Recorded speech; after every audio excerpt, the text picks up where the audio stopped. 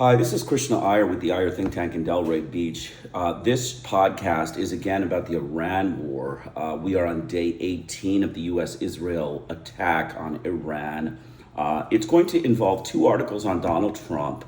The titles of the articles, I thought they were, kind of funny, and I thought they were good to include. One is from Mother Jones. It says, "A dumb war makes Trump world dumber." The second is the Iran conflict a war? Damn idiot, Donald Trump ripped over confusing answer.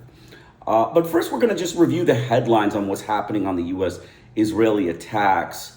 We're going to actually start with the first article, which is the Iran conflict a war? Damn idiot, Donald Trump ripped over confusing answer. President Donald Trump has called the conflict with Iran both a war and an excursion. When pressed Wednesday over which description is accurate, Trump claimed it wasn't a binary choice. Well, it's both, Trump told Fox News' Peter Dosey as he took reporters' questions during a tour of a pharmaceutical facility on Wednesday in Ohio. It's an excursion that will keep us out of a war. For them, it's a war, the president said, referring to the Iranians. For us, it turned out to be easier than we thought. Trump's response to Ducey's questions was ridiculed on social media. Ian Mariani, a communications staffer to Senator Adam Schiff, Democrat of California, referred to Trump as President's smooth brain. We needed to start a war to avoid a war, mocked Ron Flipkowski, an anti-Trump influencer on X. He's a damn idiot, said progressive influencer Alex Cole. Can't see how MAGA is not embarrassed. Some Republicans have pointed to Congress not declaring war to argue that the Iran conflict is not a war. But Trump himself has used the word war to describe the hostilities. The Associated Press and several news outlets have referred to the fighting as a war. The Merriam-Webster definition of war is quite broad. A state of a usually open and declared armed hostile conflict between states or nations, or a state of hostility, conflict, or antagonism, the Associated Press cited in an explanation of its decision. Even though none of the countries have officially declared war, the attacks by the United States and Israel, combined with Iran's retaliation, meet those criteria. The decision by the Trump administration and the Israeli leaders to attack and the subsequent destruction and casualties are enough to call the actions and Iran's response a war. Trump himself has used the word war to describe the conflict. Basically, that's the summary. Donald Trump, he is a damn idiot. I mean, that's a given. Everyone knows he is an idiot. He has failed miserably in his presidency. He has failed miserably in this, excursion, what he's calling quote unquote excursion, which is actually a full scale war against the Iranian regime. He is trying to, pretend that it's, a childish kind of thing that, it's just kind of an excursion or, an interaction. You can use any word, but when, you're getting shot at with guns and, there are missiles being fired at different countries in, Bahrain and Kuwait and, Israel and, Iraq and Afghanistan and all the different countries around the region where U.S. bases are, then it's a war. It's a regional war that the U.S. government has started. So for him to downplay this as an excursion or anything more than, a regional war that he has invoked, just for the fun of it, just for the fun of slaughtering Muslims, I guess. He is a racist Christian witch hunting gangster of the U.S. government. He is a witch hunter of nuclear weapons in Iran, and he failed miserably in that, in that surge because there are no nuclear weapons in Iran. If you look at the most recent Guardian, there is an article on, the British. One of the British commenters, saying that there was a deal that was pretty much ready to be reached by the U.S. government and Iran, and somehow Donald Trump and Netanyahu, staged, a hissy fit. I guess you could call it a hissy fit, or, they became, just, rogues, just, we don't accept, we don't accept, we don't accept. And then they just, decided to attack when they had finally got to the point. So when you, make a hissy fit, and then you have civilians in all sorts of Muslim countries slaughtered, we're going to go through the different countries that are slaughtered. But we're talking, Lebanon, 850 dead, Iraq, 29 dead, Iran, almost 1,500 dead, Jordan, 28 dead, Kuwait, 6 dead, Bahrain, 2 dead, Qatar, 16 injured, UAE, 7 dead, 145 injured, Oman, 3 dead and 15 injured, and Saudi Arabia, 2 dead and 12 injured, as well as the U.S. military, 13 dead and 140 to 150 injured. Then it isn't an excursion, Mr. Trump. It's a full-scale regional war. Missiles are being shot at Saudi Arabia, Bahrain, Qatar, UAE, Iraq, Kuwait, Jordan, and Oman. So we need to, understand the facts. The fact is that it's a war. Don't downplay this. This is a war. Your inability to speak English or understand English and downplay it as an excursion is obviously, the wrong thing, right? You could have reached a nice deal with Iran with the, the nuclear deal with the, as the Guardian says, you could have reached a deal with Iran, but instead you threw a hissy fit and, created a, regional escalation and a regional conflict in the Middle East that didn't need to happen. So, as an amateur of the U.S. government, I say, you've made your own bed, live in it. That's what my suggestion is.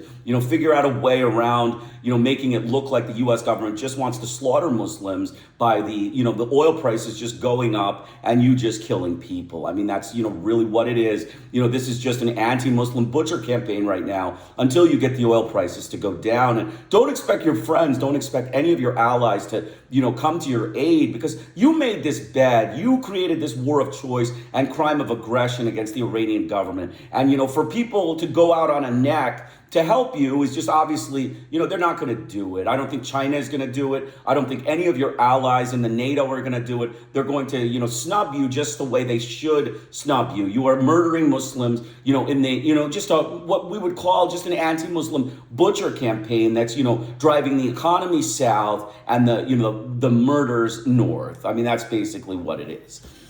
So we have another one here. A dumb war makes Trump world dumber. War is an extreme action and thus triggers extreme reactions, including extreme stupidity. It's always disheartening, or ought to be, to see what should be a last resort comes to pass. It's worse when a war is accompanied by cruelty, callousness, recklessness, and idiocy, though for obvious reasons that might be unavoidable. As for Trump's war in Iran, which could be, an immense blunder, it has been enveloped by excessive layers of dumbness. I'm not talking about strategic wisdom or lack thereof of this attack, which could precipitate calamities throughout the region and beyond. Of the madness of impulsively launching such a war without planning for what comes afterward. I'm referring to how it has prompted imbecility among its supporters, including at the White House. At 1600 Pennsylvania, the belief seems to be that the war is a continuation of trolling by other means. First, the White House released a video intercutting scenes of bomb strikes with video game footage. Look how fun it is to slaughter people. Then it posted the video featuring movie clips to hype the awesomeness of the war, a military action that opened with a strike,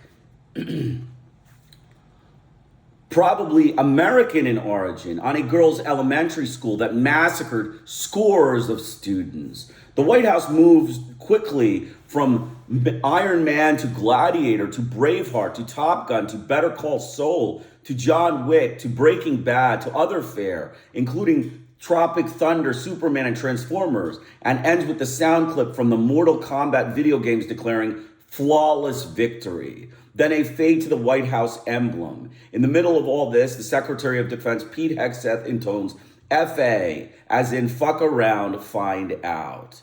It's possible, it's juvenile, and demonstrates a lack of somberness about the nasty and brutal business of war. Kudos to Ben Stiller, who directed, co-wrote, and starred in Tropic Thunder, for demanding the White House remove the clip from his film. We never gave you permission and have no interest in being part of your propaganda machine. War is not a movie or a video game. The video is also pretty dumb. Several of the characters featured, such as Saul Goodman and Walter White of Breaking Bad, are ethically challenged criminals, not the types you want to hail as role models or heroes. Russell Crowe of The Gladiator and Mel Gibson of Braveheart are from New Zealand and Australia, respectively, and each played a rebel who opposes an invasionary and imperial force. That's not quite the current storyline.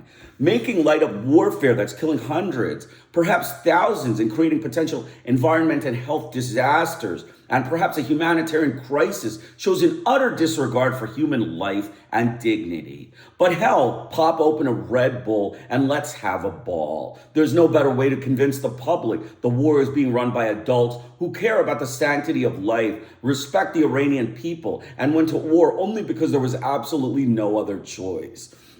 We also what might be called war frivolity at the Free Press, where Nellie Bells, who created the site with spouse Barry Weiss, found lots of fun in the latest news, joshing that Trump will pick Iran's new leader via swimsuit competition, celebrating the torpedoing of a ship, welcome back to water warfare, baby, and joking that it was a good thing a downed American pilot didn't land in Minneapolis.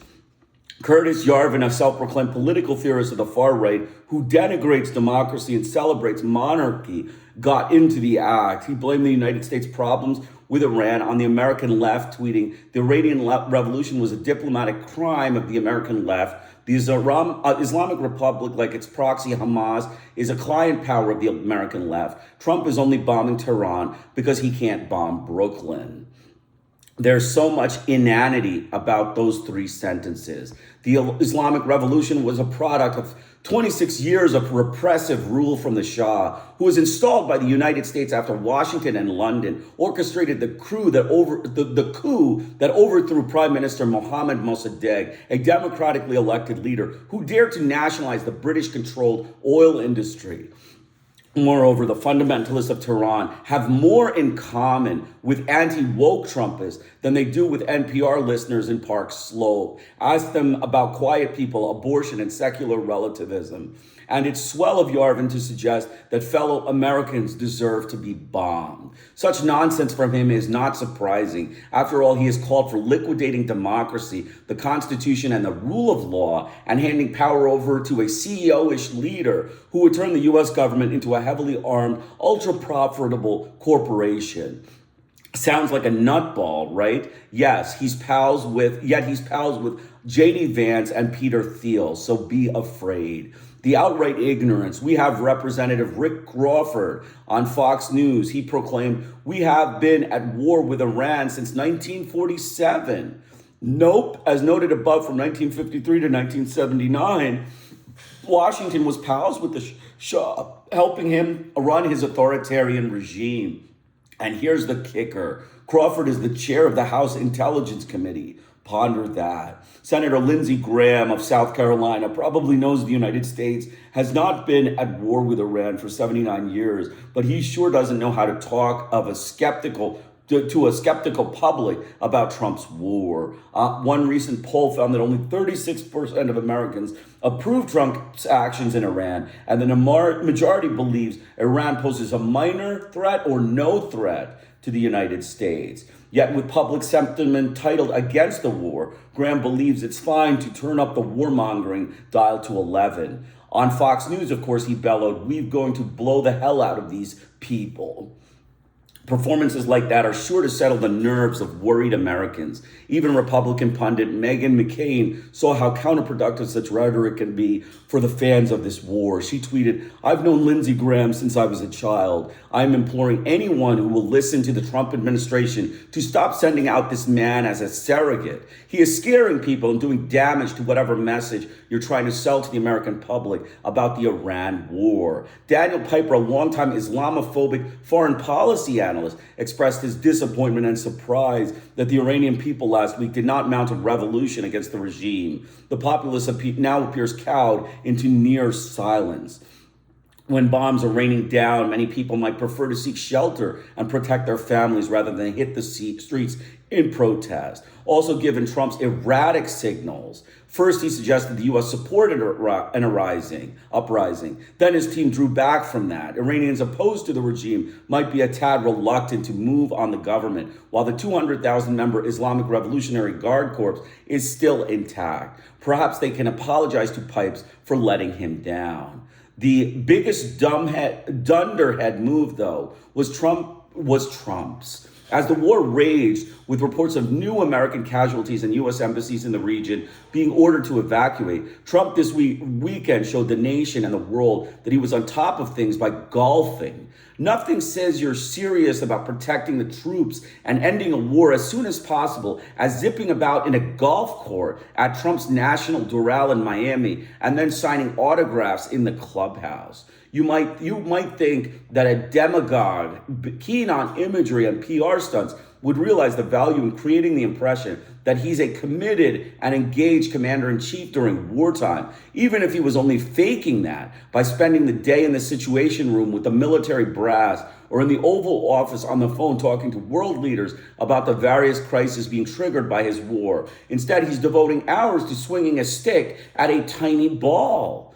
Didn't any of Trump's brilliant advisors suggest that for just this weekend, he skipped the links? The decision demonstrated tremendous lack of judgment. It suggested Trump views himself as an emperor who can do whatever he pleases and need not worry about consequences. Anyone who pulls such a dumb move cannot be trusted to run a war or a country. So actually, very good article about Donald Trump.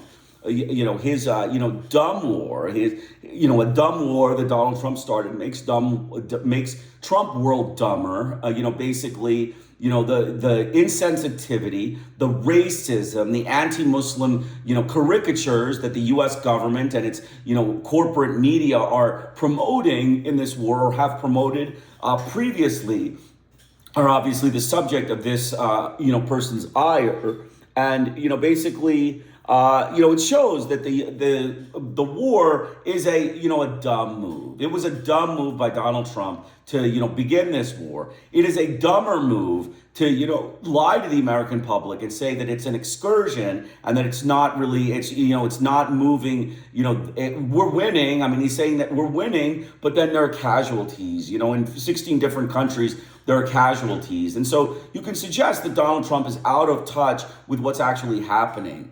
In addition to this, the videos that were released that, caricature the war and make fun of, Muslims and make fun of the war, that's standard stuff by the U.S. government. The racist anti-Muslim butchers like to add insult to injury when they, attack people. And, that's who they are. They're, angry neo-Nazis. I would say that's the way you best describe them.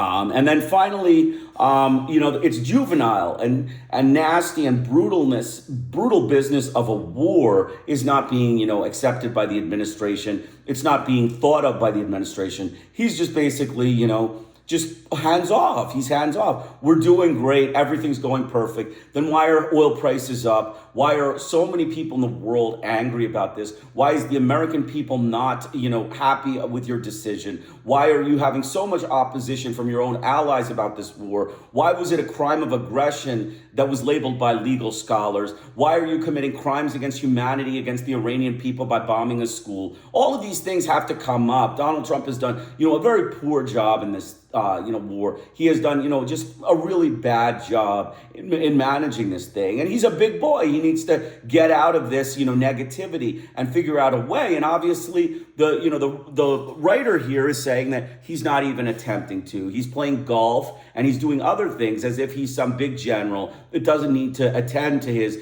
duties as, president. And that's, clear. It's clear that he doesn't need to attend to duties as president. He just can play golf while, his troops troops are shooting each other. I mean, his troops are shooting the Iranians, and the Israels are bombing, and all of these things. He's playing golf, having a good time, not really concerned about the ramifications of this war, and the fact that right now he's an anti-Muslim butcher. He goes down as an anti-Muslim butcher for this many days of having a war where the economy is going down as a result of his war, and there is no end in sight, and he can't fix the problem that is causing the economic downfall. And a recession is predicted for soon. If the U.S. does not get out of this war, a recession is going to be predicted. My honest opinion is that Donald Trump withdraw his troops and call it quits. That is my advice. Whatever damage has been done can be reparated, right? I mean, we could pay the damage.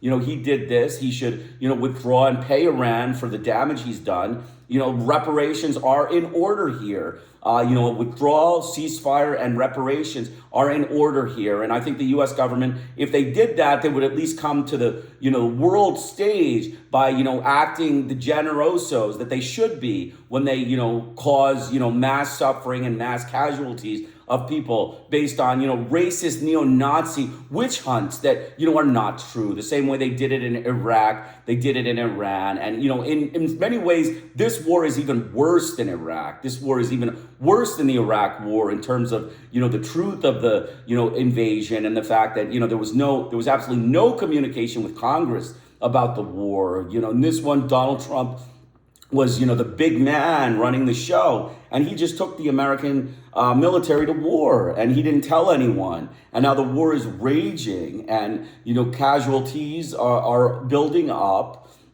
There's, he's not really concerned. He's on the golf course.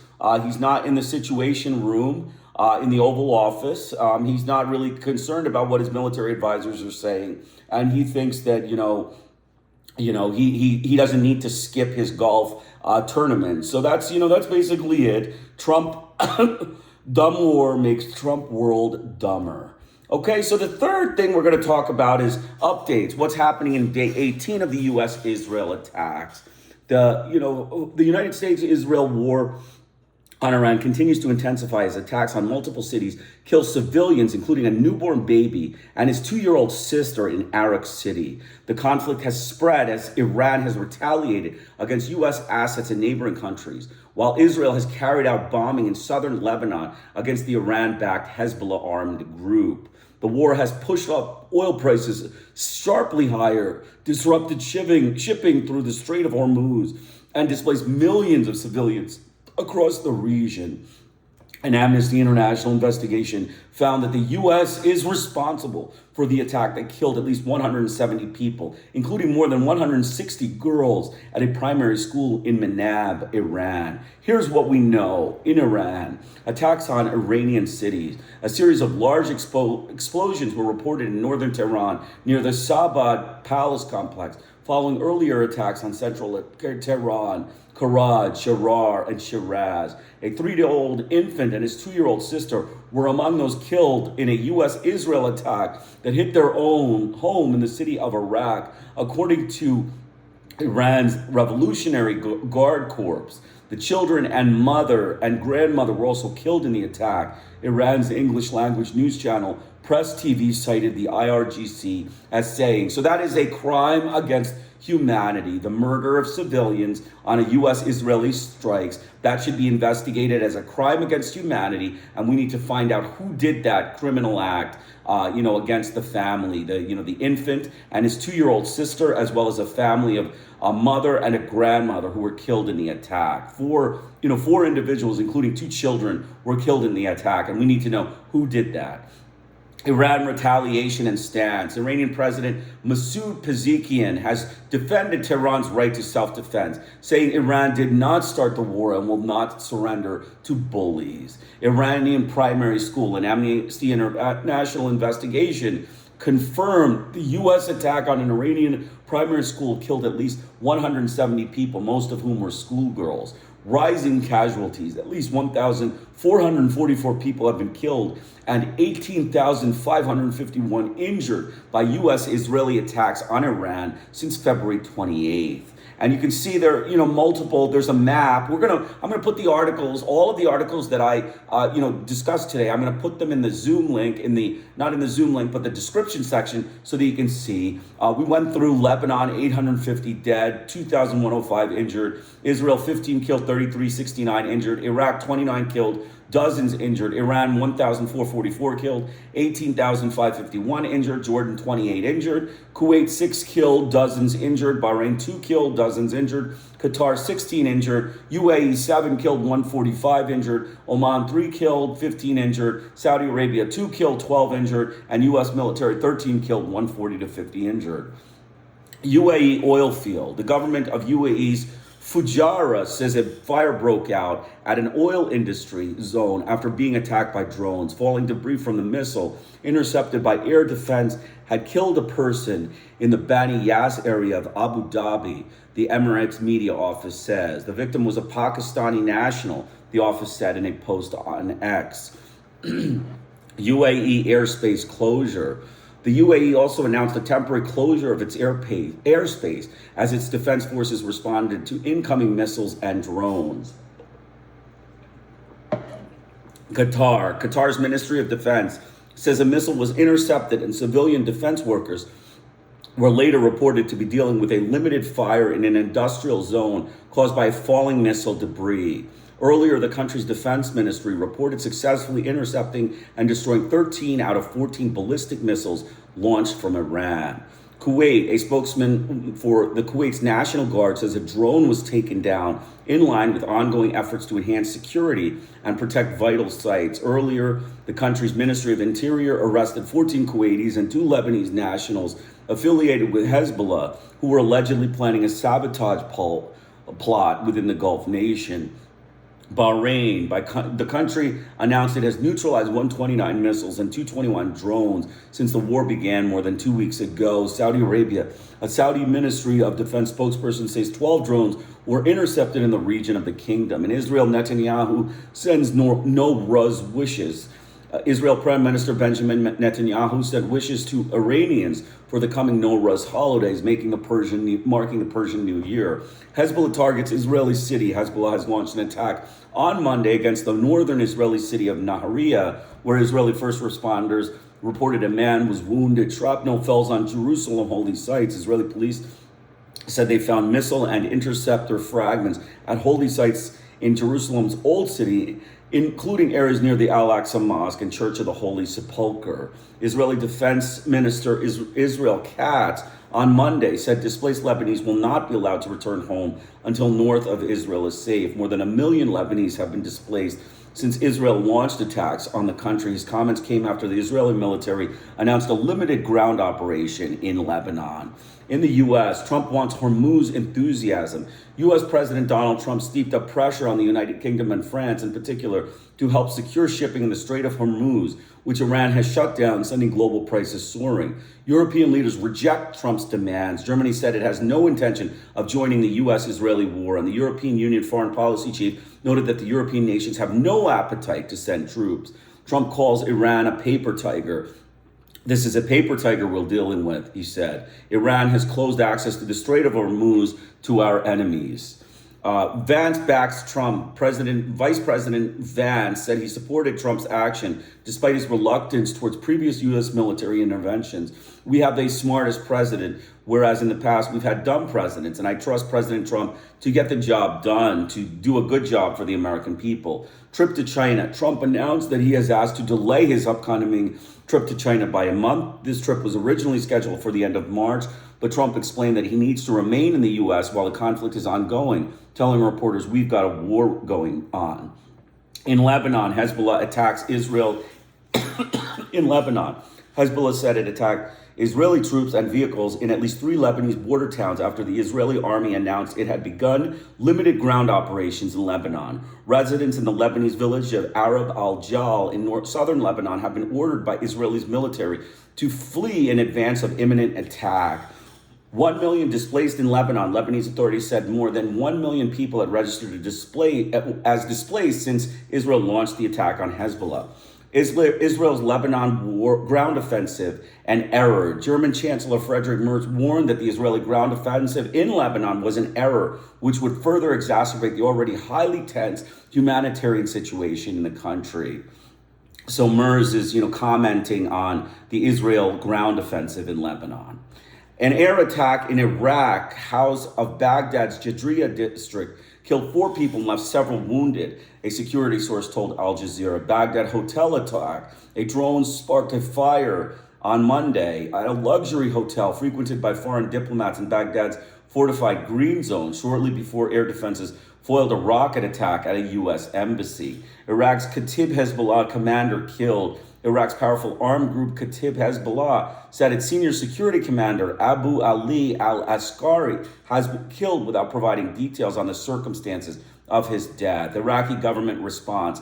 The Iraqi government strongly condemned the attacks on the U.S. embassy, the Baghdad hotel, and the major oil field in the country itself, labeling them terrorists. Global economic effect, financial and energy markets. The war has severely disrupted global and financial and energy markets, with crude oil prices surging by about 30%, and since the U.S.-Israeli joint attacks began. Brent crude recently hit $106 per barrel. Japan starts releasing oil stocks. Japan said it was beginning to release its strategic oil reserves after the International Energy Agency indicated earlier that the release would begin in Asia and Oceania before other regions. Stock markets have fallen globally since late February 2026 as the escalating conflict in the Middle East has pushed oil prices higher and rattled investor confidence. And that is, pretty much the summary. That is the summary. That is day 18 that's happening. So we have a great understanding. War crime, number one, a crime against humanity. The U.S. government or the Israeli government, one of them, hit and killed a 3-year-old infant and his 2-year-old sister on Monday in the city of Arak. That's A-R-A-K.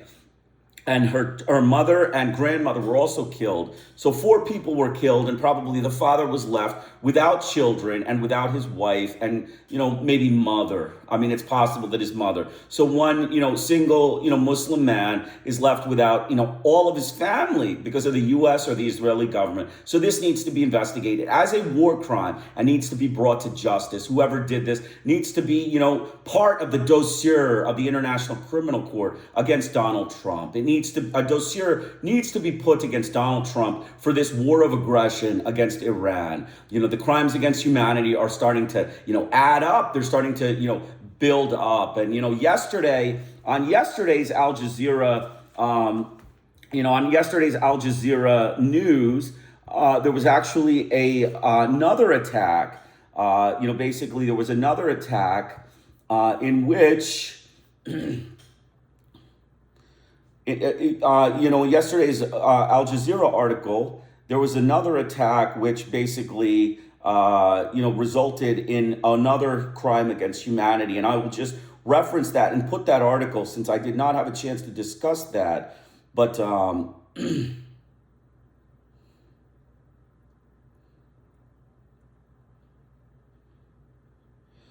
an Iranian Red Crescent Society said the latest Israeli raids on a new wave of strikes in Tehran damaged one of its clinics and an aid relief in Tehran.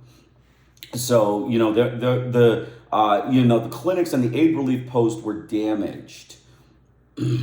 Also, the IRGC and Abbas Araghchi denied claims that Tehran wants truce talks. Donald Trump has suggested that he wanted truce talks.